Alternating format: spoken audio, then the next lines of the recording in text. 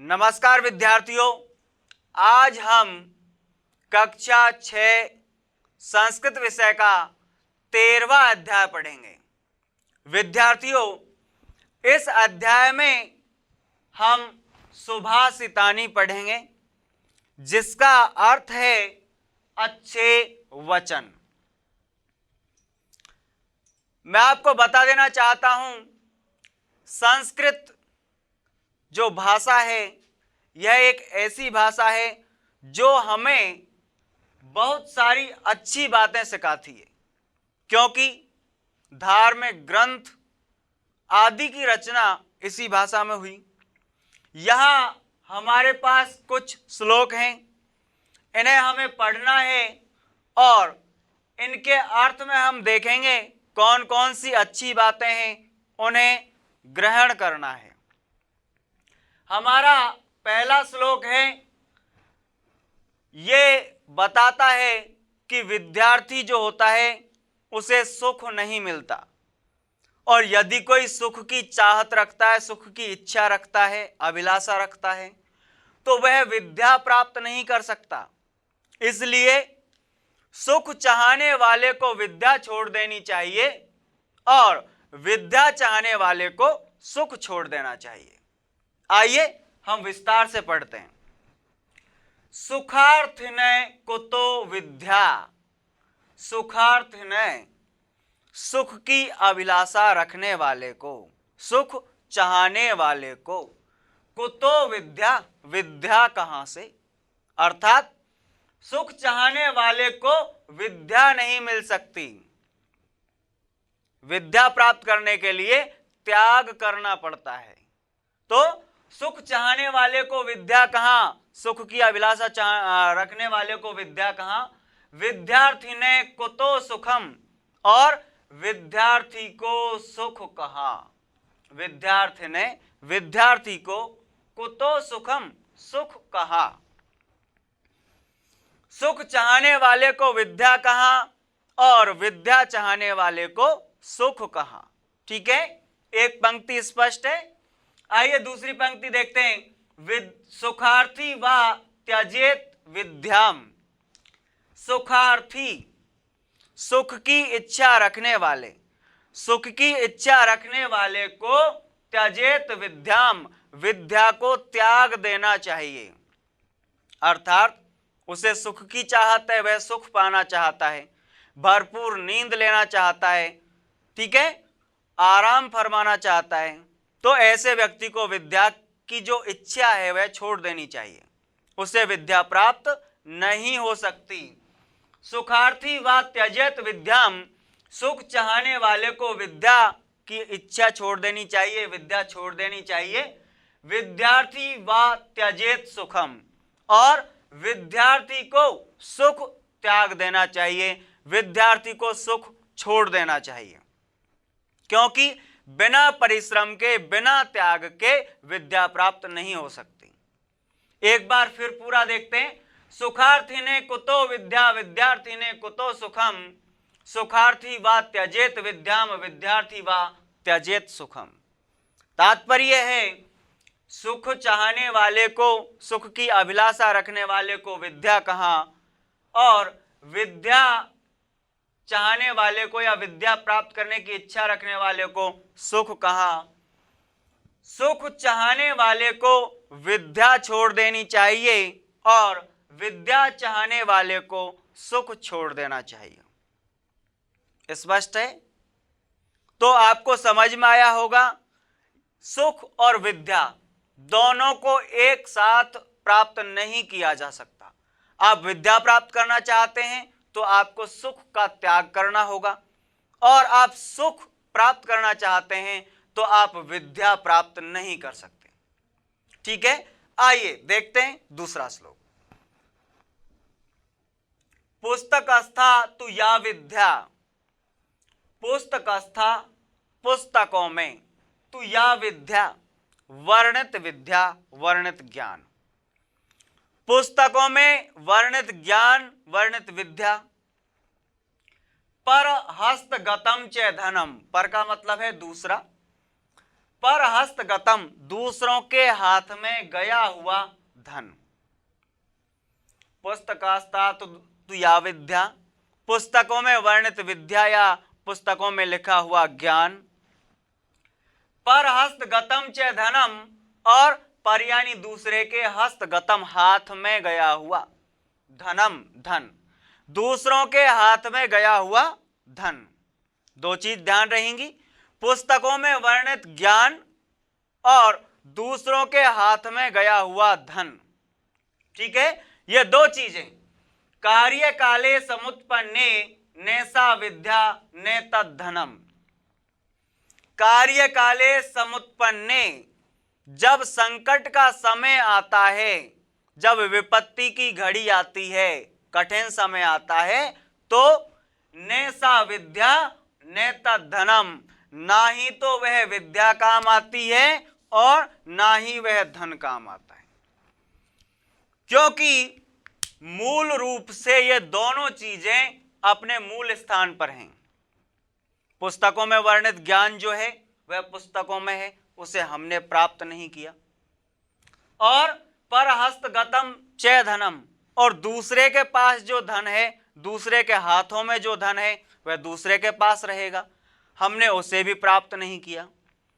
तो जब संकट का समय आएगा तब ये दोनों हमारी कोई सहायता नहीं कर सकते, क्योंकि इन दोनों में से हमारे पास कोई चीज नहीं है।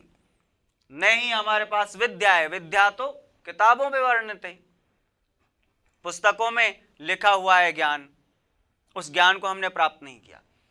धन, दूसरों के हाथ में गया हुआ धन तो वह दूसरों के पास है, वह हमारी कोई सहायता नहीं कर सकता। इसलिए विद्यार्थियों, यह समझ लेना जरूरी है कि हमें समय रहते हुए पुस्तकों में जो वर्णित ज्ञान है उसे प्राप्त कर लेना चाहिए। पुस्तकों में जो वर्णित ज्ञान है उसे समय रहते हुए प्राप्त कर लेना चाहिए, ताकि संकट के समय में वह हमारे काम आएगा। ठीक इसी प्रकार से समय रहते हुए हमें उचित धन का संचय कर लेना चाहिए। उचित धन हमें अपने पास रखना चाहिए, ताकि संकट के समय में वह धन हमारे काम आ सके। एक बार फिर देखते हैं, पुस्तकस्तातु या विद्या पर हस्तगतम च धनम, कार्य काले समुत्पन्ने नैसा विद्या ने तद्धनम। पुस्तकों में वर्णित विद्या और दूसरों के हाथों में गया हुआ धन। संकट का समय जब आता है तब न विद्या काम आती है और न धन काम आता है, और उसका कारण एक ही है सिर्फ, वह ये कि इन दोनों चीजों में से हमारे पास कोई भी चीज नहीं है। यदि ये हमारे पास होते तो संकट के समय हमें काम में आते। इसलिए समय रहते हुए हमें पुस्तकों से ज्ञान प्राप्त कर लेना चाहिए और उचित धन का संचय कर लेना चाहिए। ठीक है, आशा है दोनों श्लोक बिल्कुल स्पष्ट होंगे। आइए बढ़ते हैं अगले श्लोक की तरफ। यह कहता है, नेचौरहार्यम नेचराजहार्यम ने भ्रातृभाज्यम नेच भारकारी वै कृते वर्धते एव नित्यम। वै कृते वर्धते एव नित्यम विद्या धनम सर्वधन प्रधानम। ठीक है, आइए इसका भावार्थ समझते हैं। नेचौरहार्यम, जिसे चोर नहीं चुरा सकता। ठीक है, चोर जिसे चुरा नहीं सकता। नेचराजहार्यम, राजा जिसका हरण नहीं कर सकता। और ने भ्रातृभाज्यम, और ने भाई जिसका बंटवारा करवा सकता, भाई जिसे बांट नहीं सकता। नेचे भारकारी, और ने ही जो भार स्वरूप है, ना ही जिसमें वजन है। वह कृते वर्धते एव नित्यम, वह कृते खर्च करते हैं, वर्धते एव नित्यम उतना ही अधिक बढ़ता है। विद्या धनम सर्वधन प्रधानम, विद्या धन जो है वह ऐसा धन है जो सभी धनों में प्रधान धन है। विद्या धन सभी धनों में कैसा है? प्रधान धन है। और विद्या धन को प्रधान किस लिए कहा गया है? क्योंकि विद्या रूपी जो धन है उसमें कुछ अच्छी विशेषताएं हैं। विद्या रूपी धन जो है वह अन्य धनों से अपने को विशेष बनाता है। कुछ बातें हैं, देखिए, विद्या जो धन है उसे चोर नहीं चुरा सकता। न चौरहार्यम, चोर चुरा नहीं सकता। न च राजहार्यम, न राजा जिसका हरण कर सकता। न भ्रातृभाज्यम, भाई जिसका बंटवारा नहीं करवा सकता, भाई जिसे बटा नहीं सकते। न च भारकारी, और न ही वह भार स्वरूप है, न ही जिसमें वजन है। वह कृते वर्धते एवं नित्यम, खर्च करने पर रोज बढ़ता है। विद्या धनम सर्वधन प्रधानम, विद्या धन सभी धनों में प्रधान है। तो देखिए, चोर जिसे चुरा नहीं सकता, राजा जिसे बटा नहीं राजा जिसका हरण नहीं कर सकता, भाई जिसे बटा नहीं सकता, और न ही जो भार स्वरूप है। ठीक है, व्यय करने पर, खर्च करने पर नित्य बढ़ती है। अन्य धन जो होते हैं चोर चुरा सकता है। आपके पास पैसे हैं, चोर चुरा सकता है। आपके पास पैसे हैं, धन है, सोना चांदी है, राजा हरण कर सकता है, भाई बटा सकता है, और उसमें वजन भी होता है, भार भी होता है। लेकिन विद्या धन एक ऐसा धन है जो अन्य धनों से अलग है, और इसीलिए विद्या धन जो है वो सभी धनों में प्रधान है। ठीक है, चोर जिसे चुरा नहीं सकता, राजा जिसका हरण नहीं कर सकता, भाई जिसे बटा नहीं सकता, न ही जो भार स्वरूप है। व्यय करने पर, खर्च करने पर रोज बढ़ता ही है। विद्या धन सभी धनों में प्रधान धन है। ठीक है, आइए अब पढ़ते हैं अगला श्लोक। हमारा चौथा श्लोक है, उद्यमेन ही सिद्ध्यन्ति कार्याणि न मनोरथै, न ही सुप्तस्य सिंहस्य प्रविशन्ति मुखे मृगा। उद्यमेन यानी परिश्रम से, ही यानी निश्चित ही, सिद्ध्यन्ति सिद्ध होते हैं, कार्याणि यानी काम, कार्य, न मनोरथै न की मन की इच्छा से। कार्य परिश्रम से सिद्ध होते हैं, न कि मन की इच्छा से। मन में इच्छा में कितने ही काम करने की रखता हूं, लेकिन जब तक मैं काम करता नहीं हूं तब तक कोई भी काम सफल नहीं होगा। जिस प्रकार ने ही यानी नहीं, सुप्तस्य यानी सोते हुए, सिंहस्य यानी सिंह के, शेर के, प्रविशन्ति मुखे मृगा, प्रविशन्ति प्रवेश करता है, मुखे मुख में, मृगा यानी हिरण। जिस प्रकार सोते हुए शेर के मुख में हिरण प्रवेश नहीं करता है। एक शेर सोया हुआ है, क्या कोई हिरण आकर के उसके मुंह में घुस जाएगा शिकार के लिए? नहीं होगा ना। जब तक शेर खड़ा नहीं होगा, अपने शिकार का पीछा नहीं करेगा, परिश्रम नहीं करेगा, तब तक वह शिकार नहीं कर सकता, अपना पेट नहीं भर सकता।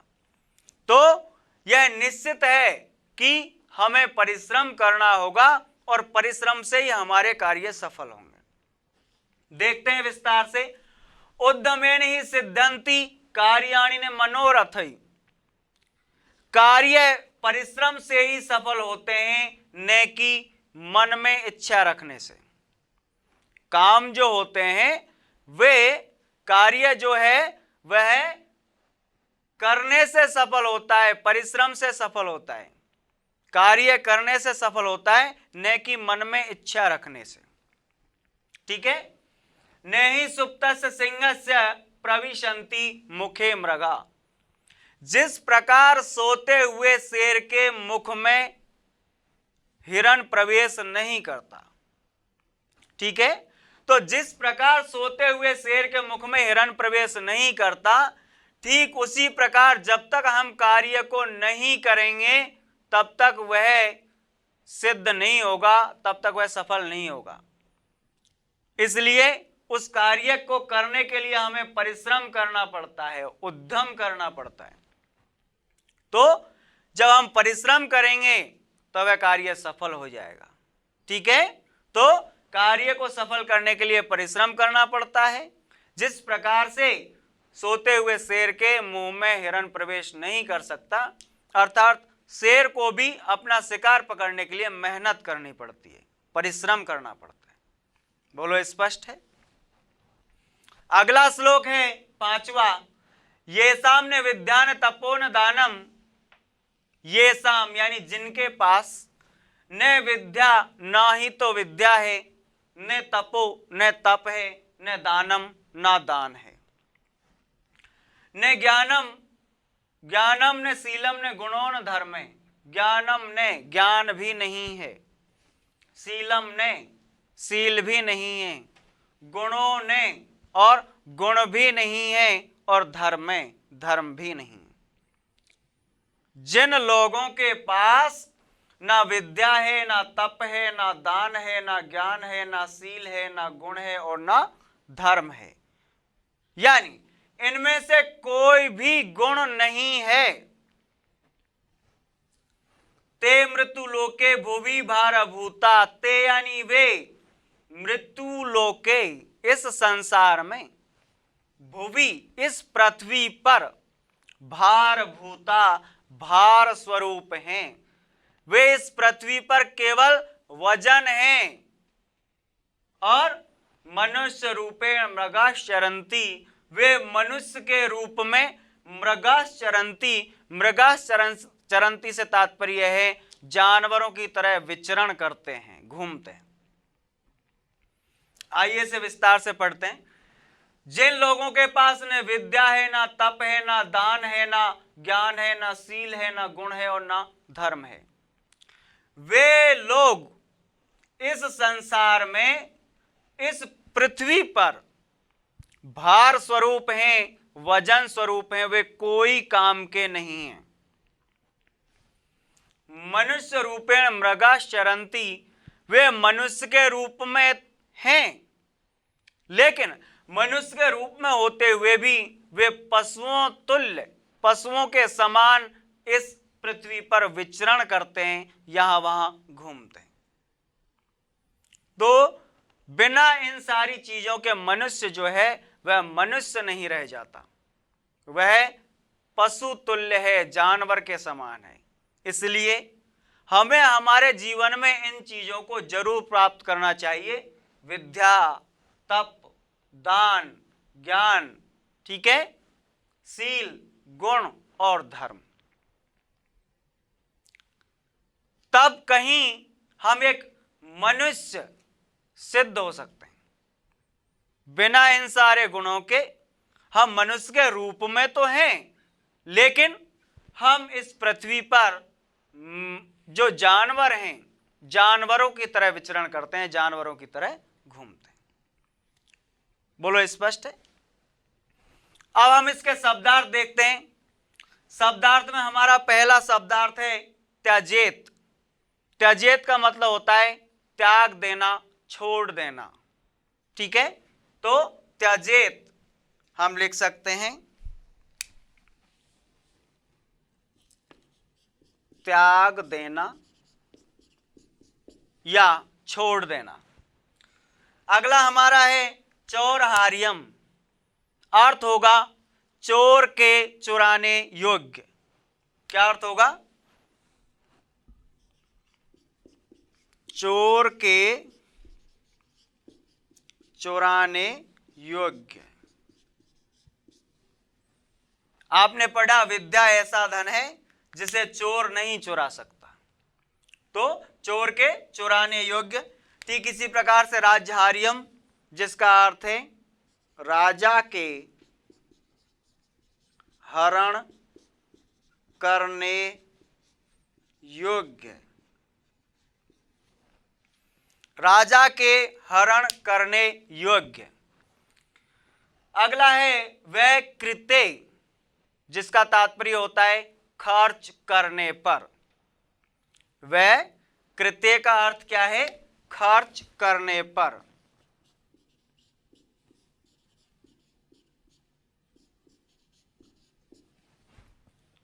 वर्धते, बढ़ता है, बढ़ती है।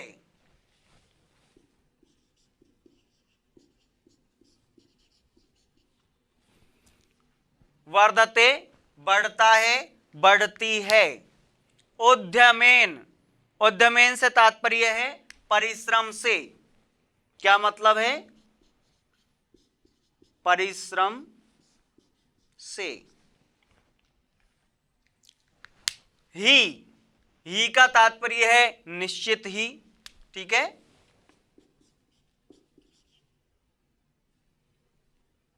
निश्चित ही। ठीक है, सिद्ध्यंती। ठीक है, सिद्ध्यंती का मतलब होता है सफल, सिद्ध। तो सफल, सफल होना। ठीक है, उसी प्रकार से कार्याणी, कार्याणी का मतलब है काम। कार्याणी का मतलब क्या है? काम। और ने मनोरथई, तात्पर्य है मन की इच्छा से नहीं, या न की मन की इच्छा से। तो मन की इच्छा से नहीं, मन की इच्छा से नहीं। ठीक है, अगला है सुप्तस्य, जिसका मतलब होता है सोते हुए, सोते हुए। और मुखे, अर्थ है मुख में। क्या अर्थ हो जाएगा? मुख में। अगला हमारा शब्दार्थ है शीलम। ठीक है, शीलम से तात्पर्य है अच्छा चरित्र, अच्छा चरित्र। और ठीक है, अगला क्या है? मृत्यु लोके। अगला क्या है? मृत्यु लोके। मृत्यु लोके का क्या तात्पर्य हो जाएगा? संसार में, संसार में। और भारभूता, भारभूता का मतलब क्या है? वजन स्वरूप, भार स्वरूप। ठीक है, तो भार स्वरूप। और भुवि, भुवि का अर्थ क्या है? पृथ्वी। और परहस्तगतम, जिसका मतलब है दूसरे के हाथ में गया हुआ। क्या अर्थ हो जाएगा? दूसरे के हाथ में गया हुआ। तो देखिए, हमने श्लोक नंबर 4 और 5 पढ़ा। श्लोक नंबर 4 जो है वह कहता है कि कार्य सफल परिश्रम से होते हैं, न कि मन में इच्छा रखने से। यदि आप कोई कार्य सफल करना चाहते हो तो उसके लिए आपको परिश्रम करना होगा, न कि मन में सिर्फ इच्छा रखो। उद्यमेनि सिद्ध्यन्ति कार्याणि न मनोरथै, कार्य परिश्रम से ही सफल होते हैं, न कि मन में इच्छा रखने से। न ही सुप्तस्य सिंहस्य प्रविशन्ति मुखे मृगा, जिस प्रकार से सोते हुए शेर के मुख में हिरण प्रवेश नहीं कर सकता। हिरण का शिकार करने के लिए उसे मेहनत करनी होगी, परिश्रम करना होगा। और 5वें श्लोक में हमने पढ़ा, जिनके पास जिन लोगों के पास न विद्या है, न तप है, न दान है, न ज्ञान है, न शील है, न गुण है और न ही धर्म है, ये सब कुछ जिनके पास नहीं है, ते मृत्यु लोके भुवि भारभूता, वे इस संसार में, भुवि इस पृथ्वी पर, भारभूता भार स्वरूप हैं, वजन स्वरूप हैं। मनुष्य रूपेण मृगाः चरन्ति, वे मनुष्य के रूप में इस पृथ्वी पर विचरण करते हैं, इस संसार में विचरण करते हैं, घूमते हैं। अर्थात वे इस संसार में कोई काम के नहीं हैं।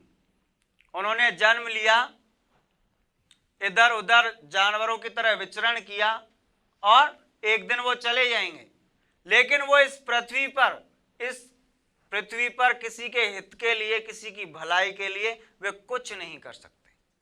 यदि आपके पास विद्या है तो आप लोगों को जागृत कर सकते हो, आपके पास तप है तो तप के बलबूते पर आप लोगों का भला कर सकते हो, आप दान देते हो तो किसी का हित कर सकते हो, किसी की भलाई कर सकते हो, आप ज्ञान से लोगों की भलाई कर सकते हो। तो ये सारी चीज आपके पास हैं तो आप संसार में रहकर लोगों का हित कर सकते हो, लोगों की भलाई कर सकते हो। और ये सब कुछ नहीं होने पर आप इस संसार में कुछ नहीं कर सकते। इसलिए ये सारे गुण प्राप्त कर लेना जरूरी है, अन्यथा जिनके पास ये गुण नहीं है वे लोग इस संसार में, इस पृथ्वी पर जानवर की तरह विचरण करते हैं, जानवर की तरह घूमते हैं। ठीक है। और आपने शब्दार्थ देखे, त्यजेत त्याग देना, चौरहार्यम चोर के चुराने योग्य, राज्यहार्यम राजा के हरण करने योग्य, व्यय कृते खर्च करने पर, वर्धते बढ़ता है, उद्यमेन परिश्रम से, ही निश्चय ही, सिद्ध्यन्ति सफल होते हैं। ठीक है। कार्याणि काम, और मनोरथई मन की इच्छा से नहीं, ने मनोरथई ने लगा हुआ है आगे तो अर्थ हो जाएगा नहीं, तो मन की इच्छा से नहीं।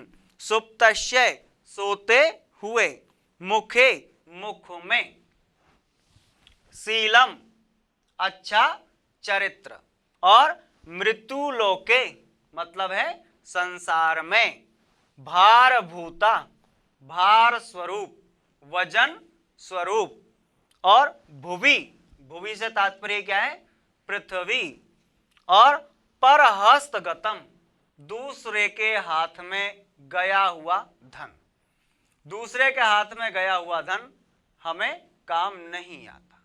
ठीक है। आइए अब हम आगे देखते हैं।